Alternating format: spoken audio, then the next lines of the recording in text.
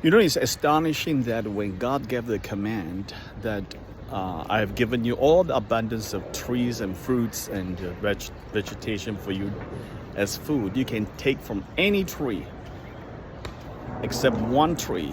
There's a forbidden tree of fruit. And God warned Adam that if he took it, he would surely die. And that's it. No explanation. We would have appreciated this as some sort of theological explanation, which we know. Essentially, God is saying that you trust me, you do what I tell you because I want to prosper you. I have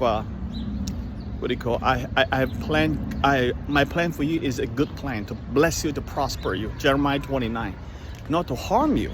You see, not to harm you. A plan to prosper you, to give you hope and a future, etc. All this is good stuff. But this is all predicated on trust. You know, that's why walking with God is very much like walking by faith. And that's why the Bible says you shall walk by faith and not by sight. It is just so difficult to grasp it, like intellectually. If you want to totally understand it before you obey God, God doesn't even give you that opportunity as far as Adam is concerned. So just like Augustine said, I believe, then I understand. Believe comes first. Understand later. That's a real understand later. Let me give you an example. When you rationally thinking that you can't do certain things that God commanded you to do, like giving money for the poor, for example, and you struggle with it, you know, but anyhow you obey the command and give to the poor.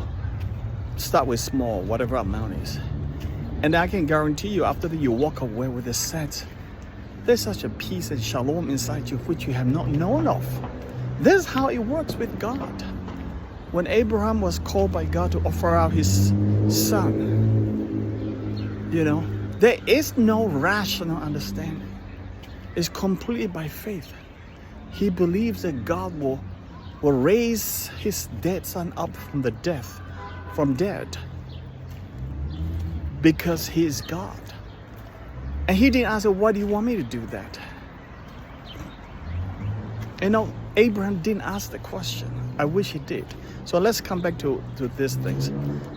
So when God told Adam and Eve, so the last thing I want to say is really interesting, and now I want to talk about even a more important thing, the dynamics of obedience to God.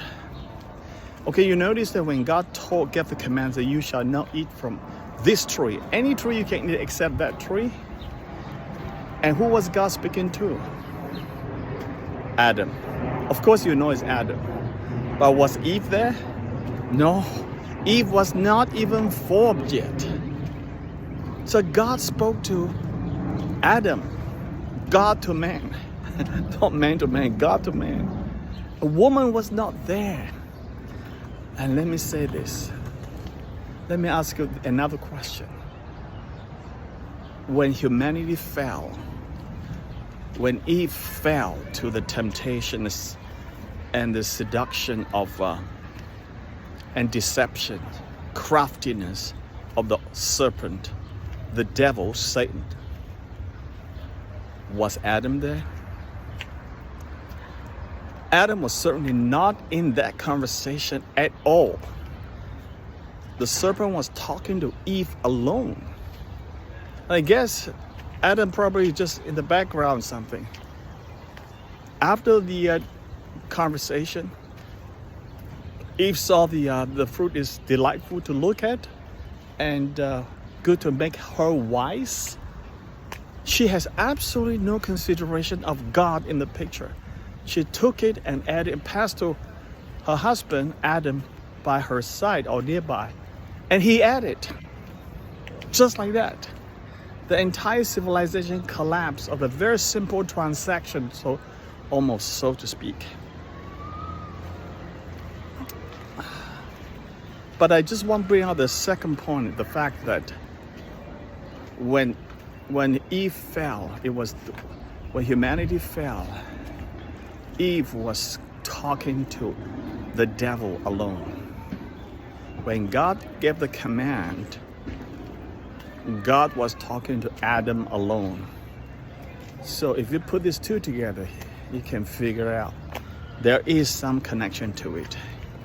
And that's why when God said after the fall, said, woman, your desire shall be towards your husband. Because it was Eve who fell first. Paul said that. All right, so that is the various, I want to bring that up on the obedience by faith.